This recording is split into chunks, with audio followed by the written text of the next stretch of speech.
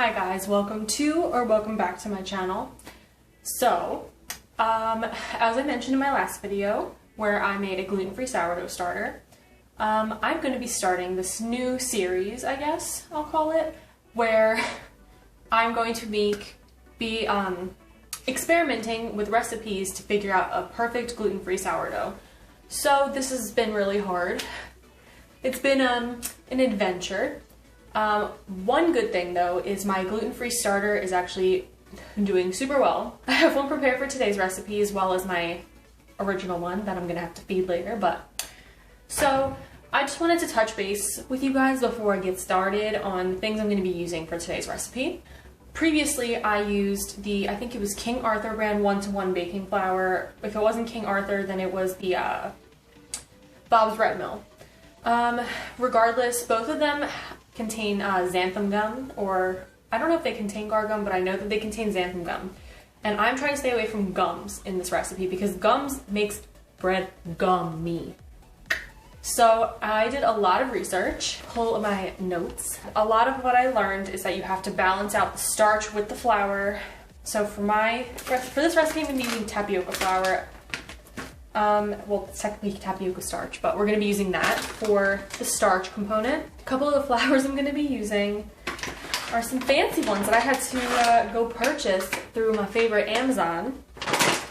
I'm going to be using brown rice flour. This is ground millet. So yeah, this is millet flour. Organic millet flour. It's not labeled on the front, I don't know why, but on the back you can see it says organic millet flour. I'm also going to be using sorghum flour. I'm sorry if that's not how you say that, but this is supposed to be balanced properly with the starch. So this is going to help the bread actually turn out like bread and not like gum. And then lastly, I'm going to be using a little bit of quinoa flour just because this is what's in my starter. So I'm going to use just a little bit so that it continues to be fed on the same thing. Yeah, so those are my flours. By the way, all of them are certified gluten-free. I made sure I checked. All of them say gluten-free right on the package. Yeah, so the last thing that I'm going to be including, that's something that I've never worked with before, psyllium husk powder. So, I just purchased this not too long ago, but I know I'm only supposed to use a bit of it, and I'm going to be mixing it with ground flax. So you can use ground flax seeds, ground chia seeds, or a combination of the two. I did not feel like milling my chia seeds, so I'm just going to be using the milled flax seeds because they're already ground for me. Obviously this is going to be a little bit more intensive than a standard bread recipe, but that's given considering I am going into some uncharted territory today. Yeah, so yeah, let's get into this and I'll show you how we're going to do this thing, okay? Okay, so I have all of my ingredients measured out. I made a combination of all the flours that I showed you originally. So this has tapioca starch, brown rice, sorghum, millet, quinoa. It's got everything, a little bit of everything in there. I did about 100 grams of the starch and then the rest 456 in total, but the rest was a mixture of the others. If it works out, I'll give you the exact numbers, but we'll see what happens first. Okay, so in this bowl, I'm going to first mix together psyllium husk, ground flax seeds, and then the water.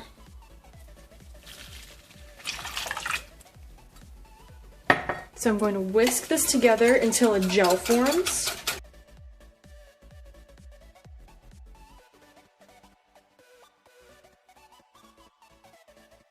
Okay, so now we have a thick gel. Took a while, and I did not whisk constantly. I just let it sit for about 20 minutes.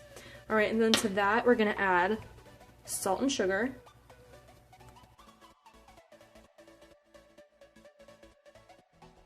Alright, and then next we're going to add in the starter.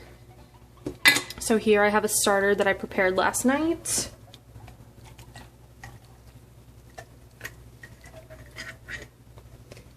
And if you're curious where the starter came from, watch my last video.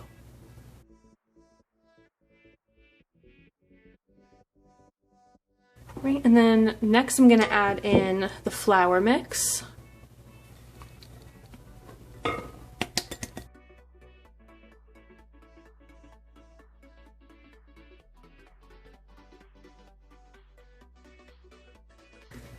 Now that I mixed all of this and it's very thick, I'm gonna add in 2 tablespoons of avocado oil.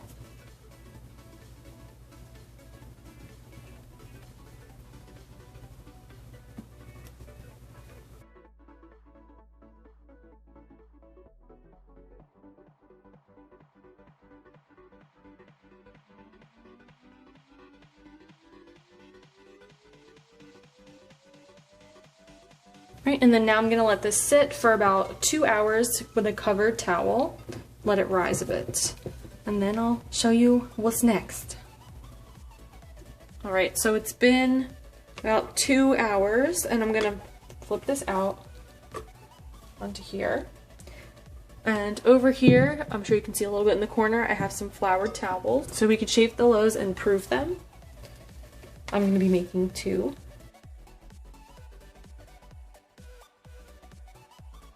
I'm gonna do a boule, it'll make it easier.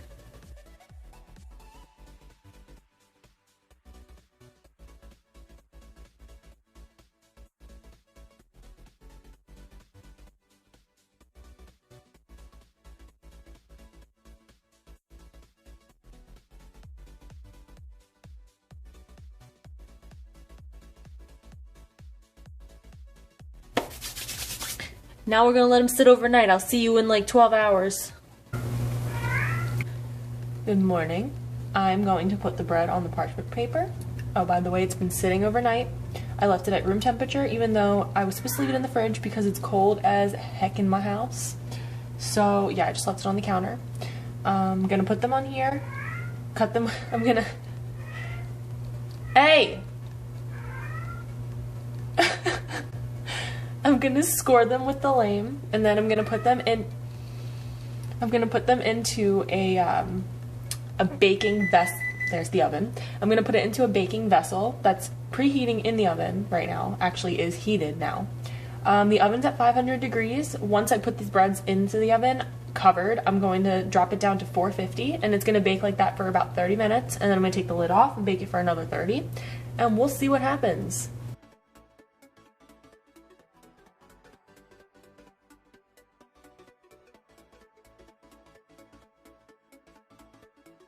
I'm just gonna start by saying I'm not too optimistic. They didn't rise excruciatingly. Maybe it's just because I split the batch into 2 when I could have just kept it into 1.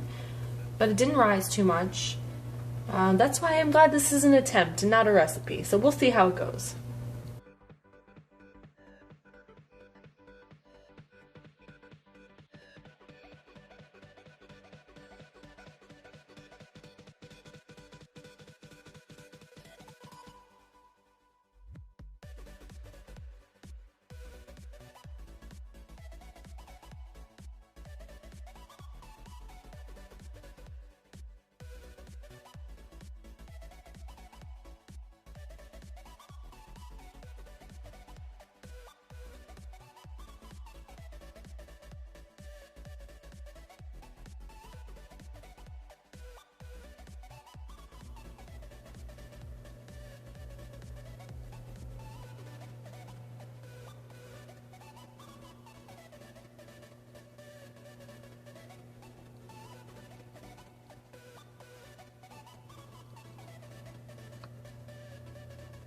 Okay, so I'm not gonna lie, I already cut the bread open and tried it, and I'm not gonna ruin it for you. I'll try it again for you guys, but here's what it looks like on the inside.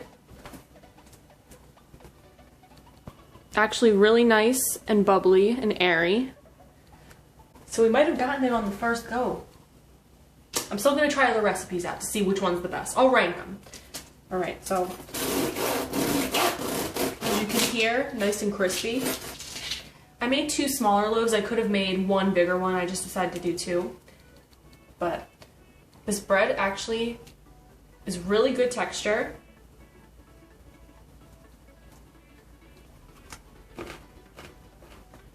The crust is very crispy.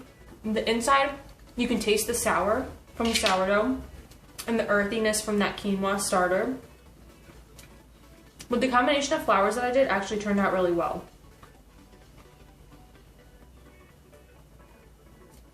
You should definitely try this if you don't eat gluten. You will not be disappointed. And yeah, Thank you so much for watching this video. I hope you enjoyed it. Stay tuned next week to see what I make or what I do or what happens. I don't even know if I'll make one next week, but you'll see what happens when it happens. Make sure to subscribe if you haven't, like this video, leave a comment, and I will see you next week. Bye!